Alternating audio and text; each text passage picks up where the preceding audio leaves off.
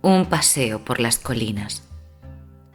A la caída de la tarde, en cuyas horas el calor es menos intenso, recreábame con frecuencia dando largos paseos alrededor de los vecinos cerros y profundos y umbrosos valles, acompañado de mi historiógrafo escudero Mateo, al cual daba amplio permiso para que charlase cuanto quisiese, con lo que apenas había roca, ruina, rota fuente o solitario valle acerca del cual no me refiriese alguna historia maravillosa. Y sobre todo, algún peregrino cuento de tesoros, pues nunca hubo un pobre diablo tan espléndido en prodigar tesoros escondidos. Una noche, en la que dábamos uno de esos largos paseos de costumbre, manifestóse Mateo más comunicativo que de ordinario.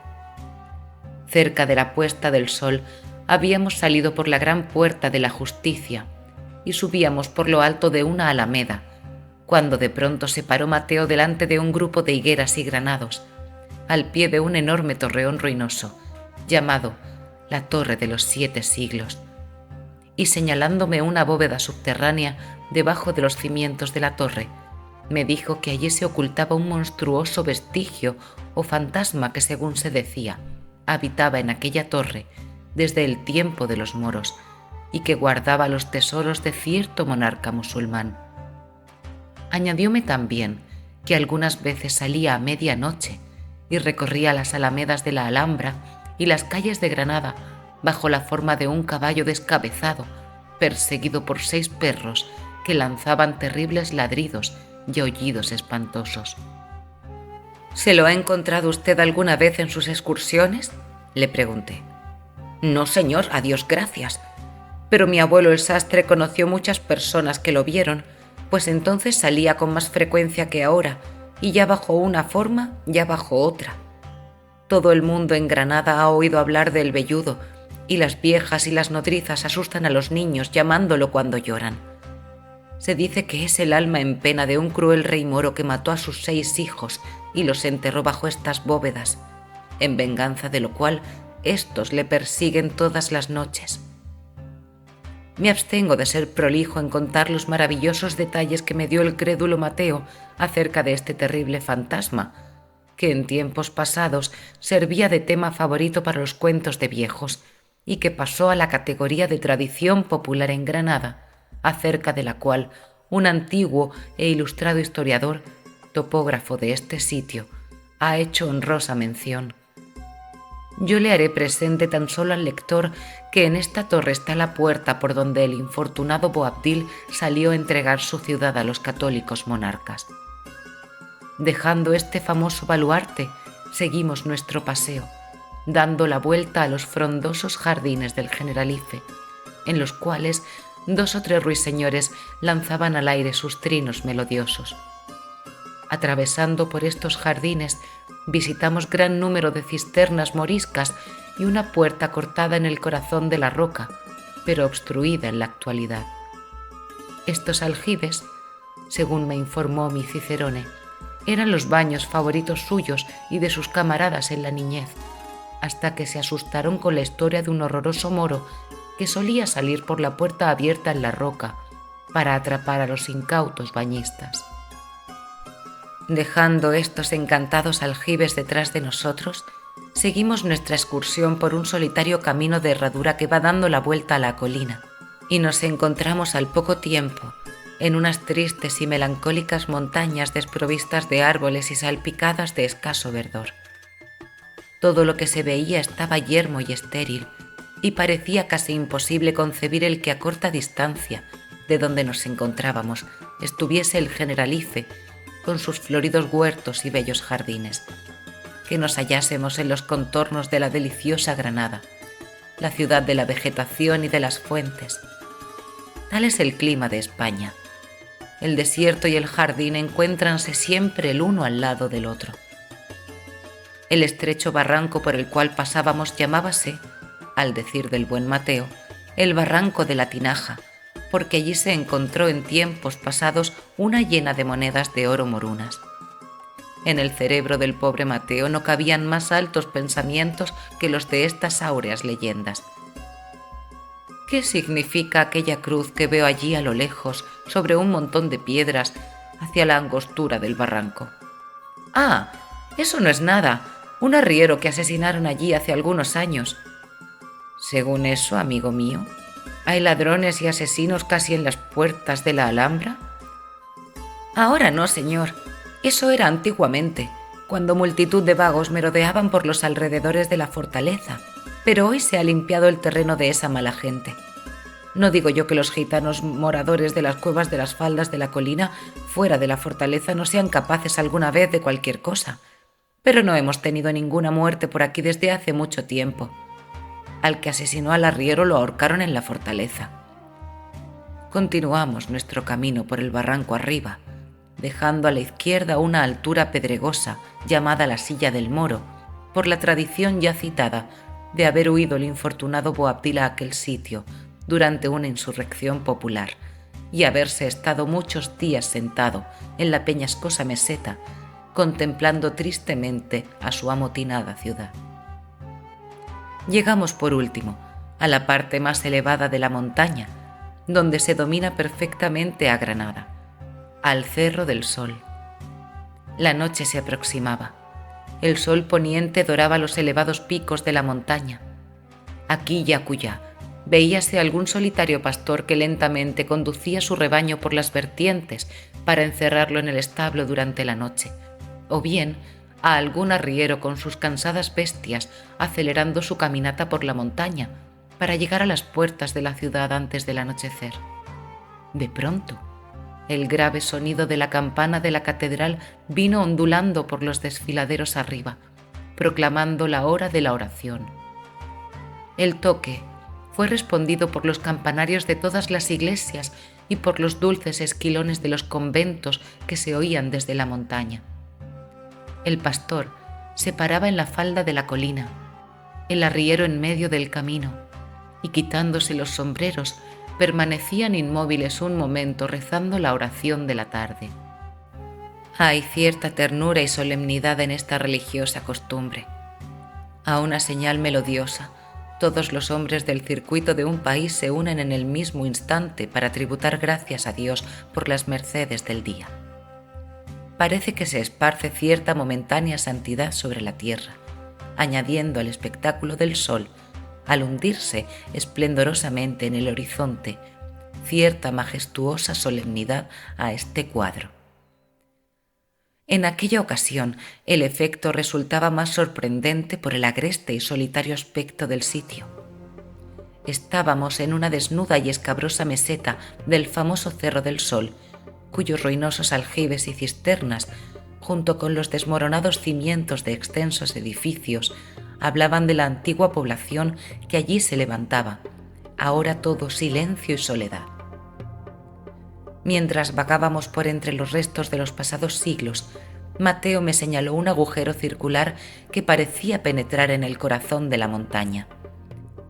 Era sin duda una profunda cisterna, abierta por los infatigables moros para sacar y conservar su favorito elemento en el más perfecto estado de pureza.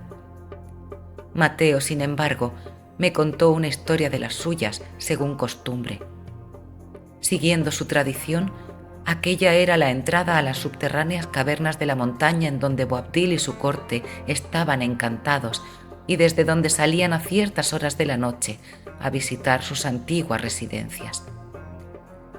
El crepúsculo en este clima es de muy corta duración y ya nos advertía que debíamos abandonar aquel suelo encantado.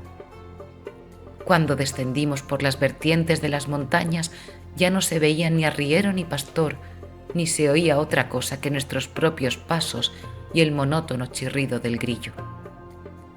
Las sombras del valle se hicieron cada vez más tensas hasta que todo se oscureció alrededor de nosotros. La elevada cumbre de Sierra Nevada conservaba solamente el vago resplandor de la luz del día. Sus nevados picos brillaban sobre el azul del firmamento y parecía que estaban junto a nosotros por la extremada pureza de la atmósfera. «¡Qué cerca se ve la sierra esta tarde!», dijo Mateo. «Parece que se puede tocar con la mano y sin embargo está a algunas leguas de aquí». Mientras pronunciaba estas palabras, apareció una estrella sobre el nevado pico de la montaña, la única que se veía en el cielo, y tan pura, grande, brillante y hermosa, que hizo exclamar en un transporte de alegría al bueno de Mateo: ¡qué clara y qué limpia es! No puede haber otra más reluciente. He notado varias veces esta sensibilidad de la clase baja de España por los encantos de las cosas naturales. La lucidez de una estrella, la hermosura y fragancia de una flor, la cristalina corriente de una fuente, todo les inspira una especie de poética alegría. Y entonces, ¿qué frases más hermosas dicen en su magnífico lenguaje para expresar sus transportes de alegría? Pero qué luces son aquellas, Mateo, que veo brillar en la Sierra Nevada sobre los hielos y que parecían estrellas si no fueran rojas y no brillasen sobre la falda de la montaña. Aquellas, señor, son las hogueras que encienden los neveros que abastecen de hielo a Granada. Suben todas las tardes con mulos y pollinos y turnan, descansando unos calentándose con lumbres, mientras que otros llenan los serones de nieve. Después bajan de la sierra y llegan a las puertas de Granada antes de la salida del sol. Esa Sierra Nevada, señor, es un monte de hielo puesto en medio de Andalucía para tenerla fresca todo el verano. Ya era completamente de noche y volvíamos a pasar por el barranco donde estaba la cruz del arriero asesinado, cuando divisamos a alguna distancia muchas luces que se movían y que parecían subir por el barranco. Cuando estuvieron más cerca, resultaron ser antorchas llevadas por un cortejo de figuras extrañas vestidas de negro. A otra hora hubiera parecido una procesión horrendamente lúgubre, aunque entonces lo era bastante por lo agreste y solitario del lugar. Mateo se me acercó, diciéndome en voz baja que aquello era un entierro, que llevaban un cadáver al cementerio situado en aquella montaña. Al pasar la procesión, los lúgubres reflejos de las antorchas iluminaron las sombrías facciones y fúnebres vestidos de los acompañantes, presentando un efecto muy fantástico. Pero este efecto era todavía más horrible cuando se bañó de luz el rostro del cadáver, que según costumbre de España iba descubierto. Permanecí un buen rato siguiendo con la vista el cortejo que serpenteaba por la montaña, y me vino a la memoria aquella antigua conseja de una procesión de demonios que se llevó el cuerpo de un pecador al cráter de Stromboli. «¡Ah, señor!», exclamó Mateo. «Yo le podría contar la historia de una procesión que se vio una vez en estas montañas, pero usted se reiría de mí y creería que es uno de los cuentos heredados de mi abuelo el sastre». «No, a fe mía, cuéntala, pues nada hay que tanto me divierta y halague como tus historias maravillosas». «Pues, señor, el personaje de mi cuento era uno de esos hombres de que hablábamos hace poco. Era un nevero de Sierra Nevada. Sabrá usted que hace muchos años, en tiempos de mi abuelo, había un viejo llamado el tío Nicolás, el cual con los serones de su acémila cargados de nieve volvía de la sierra. Cuando empezó a sentirse soñoliento se montó en el mulo y quedóse dormido al poco tiempo. El hombre iba dando cabezadas y bamboleándose de un lado a otro, mientras su segura acémila marchaba por el borde de los precipicios, bajando pendientes y escabrosos barrancos, tan firme y diligente como si anduviera por el llano. Al cabo de algún tiempo el tío Nicolás se despertó, miró a su alrededor y quedóse asombrado y atónito. Y en verdad que había motivos para ello, pues la hermosa luz de la luna, que alumbraba como si fuera de día, vio la ciudad por debajo tan perfectamente como una taza de plata a la luz del astro de la noche. Pero por Dios, señor, que no se parecía en nada a la ciudad que él había dejado unas cuantas horas antes. En vez de la catedral con su gran cúpula y sus torrecillas, las iglesias con sus campanarios y los conventos con sus chapiteles, todos coronados con la Sagrada Cruz, no vio sino mezquitas moriscas, minaretes y cúpulas terminadas en relucientes medias lunas, tal cual se ven en las banderas berberiscas. Ahora bien, señor, como ya le he indicado, el tío Nicolás se quedó hecho una pieza al ver aquello. Pero he aquí que mientras estaba embobado mirando hacia la ciudad, un formidable ejército subía la montaña, girando en torno del barranco, viéndosele unas veces a la luz de la luna y ocultándose otras en la oscuridad. Cuando ya se aproximó, distinguió perfectamente que eran soldados de infantería y de caballería armados a la usanza morisca. El tío Nicolás intentó salirse del camino, pero su viejo mulo se mantuvo firme y se resistía a dar un paso, temblando al mismo tiempo como la hoja en el árbol, pues los animales, señor, se asustan tanto de estas cosas como las mismas personas racionales. El fantástico ejército no tardó en pasar junto a ellos. Entre aquellos guerreros iban unos, al parecer, tocando trompetas y otros tambores y címbalos, y sin embargo no se oía ningún sonido. Antes, al contrario, iban todos marchando sin hacer el menor ruido, del mismo modo que los ejércitos pintados que he visto muchas veces desfilar en el escenario del Teatro de Granada, y sus rostros eran pálidos como la muerte. A la retaguardia del ejército y entre dos negros moros a caballo, cabalgaba el gran inquisidor de Granada en una mula blanca como la nieve. El tío Nicolás quedóse admirado de verlo en semejante compañía, pues el inquisidor era famoso por su odio a los moros y a toda clase de infieles, judíos o herejes, y acostumbraba a perseguirlos a sangre y fuego. Sin embargo, el tío Nicolás se creyó a salvo teniendo a mano un sacerdote de tanta santidad, por lo que, haciendo la señal de la cruz, le pidió a voces su bendición, cuando, ¡hombre!, le arrimó un porrazo mayúsculo en la cabeza y él y su mulo vinieron a parar al fondo de un barranco, rodando unas veces de cabeza y otras de pie. El tío Nicolás no dio cuenta de su persona hasta después de salir el sol, encontrándose en aquella profunda sima con el mulo paciendo a su lado y la nieve de los serones completamente derretida. Se arrastró a duras penas hasta Granada, con el cuerpo molido y magullado, pero cuánta no fue su alegría al encontrar la ciudad como siempre, con las iglesias cristianas coronadas de cruces. Cuando contó la historia de su aventura nocturna, todos se reían de él. Unos le decían que aquello sería un sueño que habría tenido mientras dormitaba en su mulo, otros que eran invenciones suyas. Pero lo más extraño, señor, lo que más dio en qué pensar a las gentes en este negocio, fue que el gran inquisidor se murió en aquel mismo año. He oído también decir con frecuencia a mi abuelo el sastre que aquello de llevarse el ejército fantástico la contrafigura del clérigo tenía un significado mucho más grande que lo que la gente se pensaba. Entonces, ¿querrá usted decir, amigo Mateo, que aquí hay una especie de limbo o purgatorio morisco en el seno de estas montañas al cual fue arrebatado el padre inquisidor? No quiera Dios, señor, no sé nada de esto. Yo solamente cuento lo que oí a mi abuelo.